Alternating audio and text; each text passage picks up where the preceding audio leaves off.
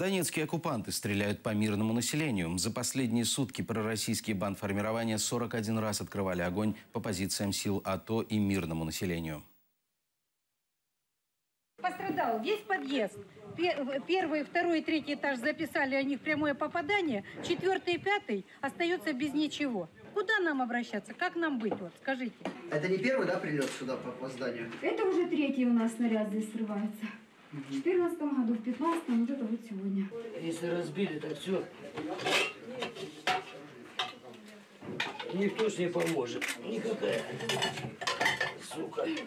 Что первый раз побили, что второй раз побили. Это был грохот, это было страх, это, вам передать мы не можем. Это было просто очень страшно.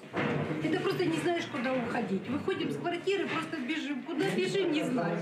У нас пострадала со второго этажа Лена Доценко, Доцик Елена. Пострадала, у нее осколочное ранение в ногу.